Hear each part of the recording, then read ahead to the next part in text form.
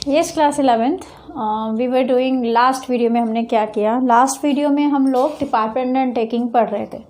तो उन स्टूडेंट्स के लिए जिनको नहीं समझ में आया कि क्या डिपार्टमेंट अंडरटेकिंग है, तो आप प्लीज़ लास्ट वीडियो देखिए। लास्ट वीडियो में हमने ये चैप्टर स्टार्ट किया है और इस चैप्टर में हम लोग क्या पढ़ रहे हैं, थोड़ा सा रिकैप करते हैं बेटा। इस चैप्टर में हम लोग पढ़ रहे हैं types of public sector enterprise. Public sector enterprises वो एंटरप्राइजेज जो कि गवर्नमेंट के कंट्रोल में होती हैं, पूरी तरह से गवर्नमेंट ही उनको मैनेज करती है। हम लोगों ने पढ़ा लास्ट वीडियो में कि ये कितने टाइप की होती हैं, 3 टाइप्स की होती हैं, department undertaking, statutory corporation and government company. फिर हमने डिपार्टमेंट अंडरटेकिंग के बारे में पढ़ा, उसके फीचर्स समझे और आज हम उसके मेरिट्स और डिमेरिट्स करेंगे। तो विदाउट वेस्टिंग टाइम स्टार्ट करते हैं मेरिट्स और डिपार्टमेंट अंडरटेकिंग। तो एज वी नो कि डिपार्टमेंट अंडरटेकिंग पूरी तरह से गवर्नमेंट के कंट्रोल में होती है। गवर्नमेंट ही डिसाइड करती है कि क्या करना है क्या नहीं करना है। तो हालांकि ये एक मेरिट भी है और यही इसी की एक डीमेरिट भी बन जाती है। तो मेरिट कैसे होती है, क्योंकि गवर्नमेंट ने पूरी तरह से मैनेज कर रखा है। तो क्या होता है, मिनिस्ट्री के अंडर ये काम करते हैं तो ये पब्लिक के लिए अकाउंटेबल होती है।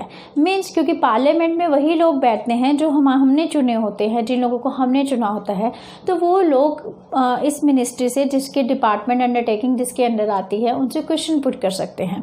मतलब डिपार्टमेंट अंडरटेकिंग के अंडर जितने भी अंडरटेकिंग्स आती हैं या जितने भी बिजनेसेस हैं गवर्नमेंट के, वो सारे के सारे अपने कामों के लिए अकाउंटेबल होते हैं। क्योंकि वो अकाउंटेबल होते हैं, जवाबदेह होते हैं, उनको हर चीज़ का जवाब देना पड़ता है। तो इसलिए वो कुछ ऐसा नहीं करते जो कि गलत हो या फिर लोगों के लिए गलत हो, पब्लिक के लिए गलत हो। तो ये तो हो गया एक फ़ायदा। लेकिन यही इसका नुकसान तब बन जाता है जब गवर्नमेंट, क्योंकि गवर्नमेंट एक एक चीज़ के लिए इंटरफेरेंस रहता है डिपार्टमेंट अंडरटेकिंग के काम में। अब सपोज रेलवे की ही बात हम जब कर रहे थे, तो रेलवे का जब काम चल रहा है, उसके भी जो भी बोर्ड ऑफ डायरेक्टर्स या जो भी लोग हायर पोस्ट पे हैं जो रेलवे के काम को चला रहे हैं, तो उनको हर एक छोटी से छोटी बात के लिए गवर्नमेंट की परमिशन चाहिए होती है। क्योंकि विदाउट गवर्नमेंट परमिशन वो कोई भी स्टेप नहीं ले सकते हैं। क्यों? क्योंकि गवर्नमेंट के अंडर आती है वो जो डिपार्टमेंट अंडरटेकिंग है। तो कोई भी एक इम्पॉर्टेंट डिसीजन लेना है तो गवर्नमेंट की आपको क्या लेनी पड़ेगी, गवर्नमेंट की क्या लेनी पड़ेगी, कंसेंट लेनी पड़ेगी, सहमति लेनी पड़ेगी, उसके बाद ही कोई डिसीजन लिया जा सकता है। तो ये इसकी कमी हो गई। क्यों? क्योंकि ये एक बहुत लंबा प्रोसेस रहता है कि कोई डिसीजन लेना है, गवर्नमेंट से पूछना करना टाइप ऑफ, तो फिर उसके लिए जो डिसीजंस होते हैं वो बहुत ज़्यादा लेट हो जाते हैं। नॉट ओनली दैट, कई बार इंडिपेंडेंट डिसीजन भी लेना चाहता है जो बोर्ड है जो कि रेलवे को चला रहा है, लेकिन वो नहीं ले सकता इंडिपेंडेंट डिसीजन। क्यों? क्योंकि वो एक मिनिस्ट्री से कंसर्न्ड है और मिनिस्ट्री क्या करती है, वो अपना फ़ायदा सोचती है। लाइक अगर हम एक छोटा सा एग्जांपल समझते हैं, इसका क्या नुकसान रहता है। लाइक रेलवे का ही लेते हैं। कई बार आप लोगों ने देखा होगा जो रेलवे मिनिस्टर्स होते हैं वो लोग क्या करते हैं, जब उनका बजट आप देखेंगे तो वो क्या करते हैं, जिस एरिया से वो बिलोंग करते हैं। लाइक बिहार में हमने देखा कि एक पर्टिकुलर मिनिस्टर था जो बिहार से बिलोंग करता था और वो रेलवे मिनिस्टर भी था। तो उसने बिहार के लिए ट्रेन्स बहुत सारी चलवाई ताकि वो अपने स्टेट की जनता को या लोगों को क्या कर सके, इन्फ्लुएंस कर सके। तो कई बार जो पॉलिटिकल लोग हैं वो क्या करते हैं, लोगों को इम्प्रेस करने के लिए, अपने लोगों को इम्प्रेस करने के लिए इसका मिसयूज़ भी करते हैं, राइट। तो ये सब इसकी कमियां भी रहती हैं। तो चलो अब इसको डिटेल में पढ़ते हैं। तो first merit of department undertaking is it is very easy to form department undertaking. I have use, मैंने छोटे से में उसमें DEPT लिख दिया है, डिपार्टमेंट और UND, लाइक इसको पूरा नहीं लिखा तो आप ये समझ जाइएगा ये डिपार्टमेंट अंडरटेकिंग है। तो it is very easy to form department undertaking as no registration is compulsory. क्योंकि कोई भी रजिस्ट्रेशन कराने की ज़रूरत नहीं है। मैंने आपको बताया था फीचर में कि गवर्नमेंट और डिपार्टमेंट अंडरटेकिंग कोई सेपरेट आइडेंटिटी नहीं है, ये गवर्नमेंट ही है, एक तरह से गवर्नमेंट ही वर्क कर रही है। तो इसके लिए कोई रजिस्ट्रेशन करवाना ज़रूरी नहीं है। अगर कोई प्राइवेट बिजनेस होता, अपना बिजनेस ओपन करना चाहता है इतने लार्ज स्केल पे, तो लॉट ऑफ रिक्वायरमेंट उसको पूरी करनी पड़ती, पर ये तो गवर्नमेंट का ही है तो इसके लिए कोई रजिस्ट्रेशन की रिक्वायरमेंट नहीं है। गवर्नमेंट को जब लगेगा कि इस एरिया में एक बिजनेस स्टैब्लिश होना चाहिए डिपार्टमेंट अंडरटेकिंग के रूप में, तो गवर्नमेंट उसको स्टैब्लिश कर लेगी, उसके लिए कोई ज़्यादा फॉर्मेलिटीज़ करने की ज़रूरत नहीं है।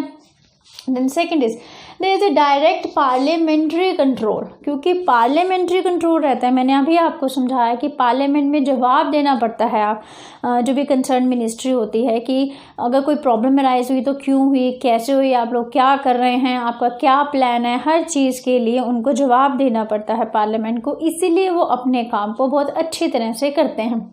सो there is a parliamentary control, so there is a public accountability, means वो पब्लिक के लिए भी जवाबदेही होते हैं कि उनको सारा जवाब देना पड़ता है कि ऐसा क्यों हुआ, क्या था reason, right. The third is कि जो पूरा का पूरा पैसा जो कि एक डिपार्टमेंटल अंडरटेकिंग गेट करती है, वो सारा का सारा पैसा कहाँ जाता है, मैंने आपको कल बताया था लास्ट वीडियो में कि वो सारा का सारा ट्रेजरी के अंदर जाता है, गवर्नमेंट ट्रेजरी, गवर्नमेंट का खजाना होता है, वहाँ जाता है।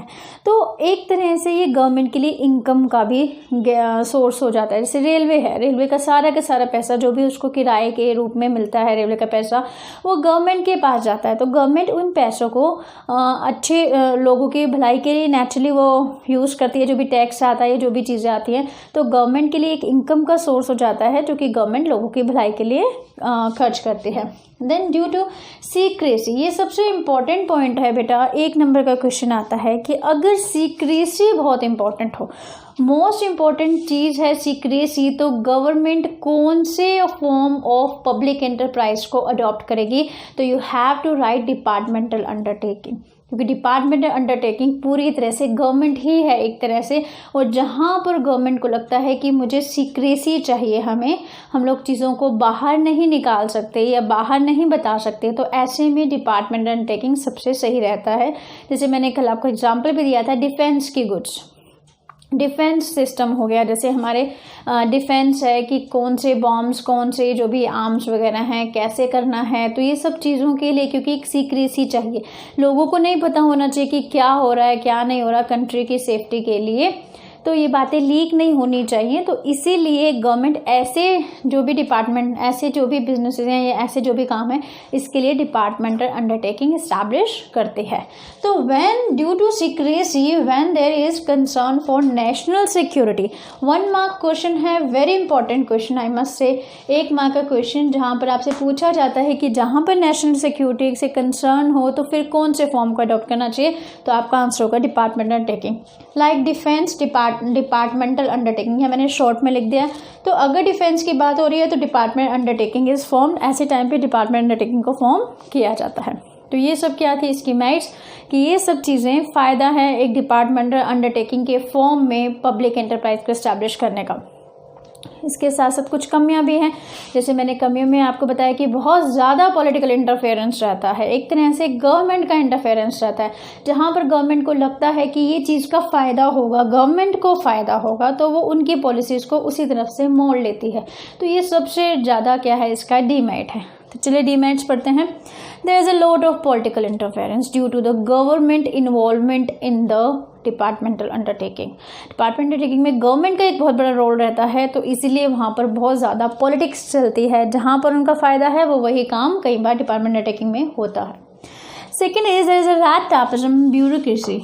रैट टैपिज्म एंड ब्यूरोक्रेसी क्या होती है बेटा, रैट टैपिज्म आप इस चीज़ से पता लगा सकते हैं कि जैसे रैट टैपिज्म में क्या होता है, आप कई बार फाइल्स देखते हैं, फाइल्स के ऊपर एक रेड कलर का रिबन होता है, टेप होती है रेड कलर की, तो एक्चुअली वहीं से ये वर्ड निकला है रैट टैपिज्म।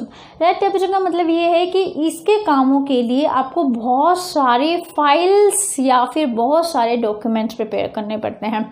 सपोज एक डिसीजन लिया जाता है, डिसीजन के लिए एक डॉक्यूमेंट प्रिपेयर किया जाता है, फिर नेक्स्ट लेवल पे जाता है, नेक्स्ट लेवल पे मिनिस्ट्री के पास जाता है, पार्लियामेंट में जाता है, उसके बाद वहाँ पे कंसेंट मिलती है, वापसी आता है, मतलब अ लॉट ऑफ फाइल्स या a lot of documentation process होती है डिपार्टमेंटल अंडरटेकिंग में। And we all know that, हम एक चीज़ प्रैक्टिकली बोलते हैं, गवर्नमेंट का काम है ना, तो थोड़ा तो लेट होगा ही, राइट। प्राइवेट होता तो बहुत जल्दी हो जाता। तो यही चीज़ हम कह सकते हैं, there is a red tapism. हर चीज़ के डॉक्यूमेंट्स प्रिपेयर करने पड़ते हैं, हर चीज़ में बहुत ज़्यादा टाइम लगता है। एंड ब्यूरोक्रेसी, ब्यूरोक्रेसी का मतलब ये है कि वहाँ पर ब्यूरोक्रेसी या ब्यूरोक्रेट्स क्या होते हैं कि लोड ऑफ पीपल हैं जहाँ से आपको परमिशन चाहिए होती है किसी भी चीज़ को इम्प्लीमेंट करने के लिए। सपोज़ आप एक छोटे लेवल पे हैं, एक मैनेजर हैं और आप इम्प्लीमेंट करना चाहते हैं कोई चीज़, तो यू हैव टू अपने टॉप मैनेजर से पूछिए, टॉप मैनेजर से पूछेगा, देन वो गवर्नमेंट के अंडर जो आते हैं, फिर देन वो मिनिस्ट्री के पास जाएगा। द लॉट ऑफ ब्यूरोक्रेट्स हैं, लॉट ऑफ बहुत सारे लोग हैं जहाँ से होते होते फाइल जाती है तो रेड टेपिज्म, और जहाँ से परमिशन आपको मिलती है, क्योंकि बहुत से लोगों से परमिशन मिलती है तभी वो काम आप कर सकते हैं। तो हम कहेंगे कि बहुत ब्यूरोक्रेसी है, यहाँ पर बहुत से लोगों से परमिशन लेनी पड़ती है। तो इसी वजह से कोई भी डिसीजन जल्दी नहीं लिया जाता है। There is always delay in decision because of red tapism and bureaucracy. So in day to day operation उनको छोटे मोटे कामों के लिए भी ये चीज़ें उनको मतलब परमिशन गेट करनी पड़ती है। Then there is always delay in decision, right. ये सेम वही बात हो गई, there is always delay in decision. Decision में बहुत ज़्यादा डिले रहता है। क्यों? क्योंकि यहाँ पर एम्प्लॉयज़ पूरी तरह से इंडिपेंडेंट नहीं है डिसीजन लेने के लिए। उनको हर एक डिसीजन जो इम्प्लीमेंट करना है उसको अपने सीनियर टू सीनियर, देन वो पूरी एक चेन चलती है, उन सब से परमिशन लेनी पड़ती है, फिर कंसेंट आती है उनकी 1 बाय 1 और तब जाके डिसीजन लिए जाते हैं। तो there is always delay in decision.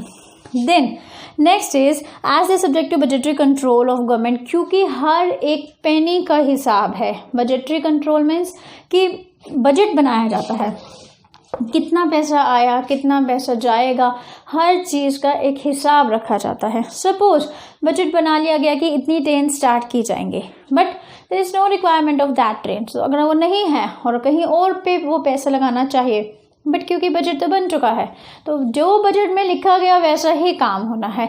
तो आप ऐसे नहीं कर सकते कि उस पैसे को या उस फाइनेंस को आप कहीं और यूज़ कर लीजिए। नो, जैसा बजट अब बना है आपको उस पैसे को वहीं पे ही यूज़ करना पड़ेगा।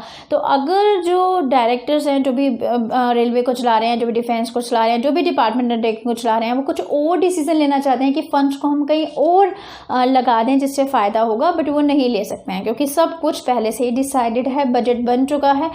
आपको फंड्स वैसे ही खर्च करने हैं जैसे कि बजट में मेंशन है। So as they are subject to budgetary control of government, they have no independence of utilizing the funds. No independence, कोई independence नहीं है कि funds को कैसे उनको utilize करना चाहिए क्योंकि सब कुछ पहले से ही बजट में फिक्स है। The next is generally जो भी प्रमोशन होती है एम्प्लॉयज़ की, जैसे मैंने आपको समझाया था कि एम्प्लॉयज़ सिविल सर्वेंट्स माने जाते हैं जो डिपार्टमेंट अंडरटेकिंग के हैं। तो जो भी प्रमोशन होती है वो उनकी सीनियोरिटी की बेसिस पे होती है। लाइक यू आर सीनियर तो नेक्स्ट आप जाने वाले हैं ऊंची वाली पोस्ट पे। इससे कोई मतलब नहीं है आप कितने टैलेंटेड हैं या आपसे नीचे जो एक पर्सन है वो कितना टैलेंटेड है। टैलेंट का कोई यहाँ रीज़न नहीं होता, बिकॉज आपने इतना टाइम यहाँ पर काम कर लिया, अब आप प्रमोशन के लिए एलिजिबल हैं, प्रमोट हो जाते हैं। और अगर सपोज आपसे एक पर्सन ऊपर है और जबकि वो बिल्कुल किसी लायक नहीं है, ठीक है, तो आप बहुत अच्छा काम कर रहे हैं तो इससे कोई फ़र्क नहीं पड़ेगा क्योंकि प्रमोशन तो आपके ऊपर वाले को ही पहले मिलेगी। सीनियरिटी बेसिस में मिलती है प्रमोशन। यहाँ पर काम के लिए कोई वैल्यू नहीं होती। काम के लिए वैल्यू होती है ये नहीं कह सकते, बट प्रमोशन सीनियरिटी बेसिस पे मिलती है जो कि हर एक एम्प्लॉय चाहता है। तो जब प्रमोशन सीनियरिटी के बेसिस पे मिलती है तो वो मोटिवेट पे नहीं होते कि क्यों अच्छा काम करें या क्यों अपना टैलेंट दिखाएं या क्यों बेस्ट से बेस्ट दें डिपार्टमेंट अंडरटेकिंग को। जब उनको पता है कि प्रमोशन हो ही जानी है और सीनियरिटी बेसिस पे होनी है तो वो काम करने के लिए मोटिवेटेड नहीं होते, अच्छा काम करने के लिए मोटिवेटेड नहीं होते। तो ये इसकी क्या है, डीमेरिट है, राइट। तो हमने आज इसके मेरिट और डीमेरिट्स की और ये नोट्स आपको प्रॉपर मैंने प्रोवाइड करा दिए हैं क्योंकि यही एक चैप्टर है जहाँ स्टूडेंट्स को लगता है कि ma'am it's very difficult to prepare the notes, so please provide the notes for this chapter. That is why I have written all this things to the on the board. तो आप same ऐसे ही copy कीजिए और इससे अलावा इसके कुछ करने की ज़रूरत नहीं है। देन नेक्स्ट वीडियो में हम करने वाले हैं स्टैट्यूटरी कॉर्पोरेशन, उसके feature, merit and demerits again, right. आज के लिए इतना ही, अभी आप इतना ही रिवाइज कीजिए और फिर मिलेंगे। और आपको लगा कि आपको चीज़ें समझ में आई हैं तो प्लीज़ लाइक ज़रूर कीजिएगा। Thank you for watching.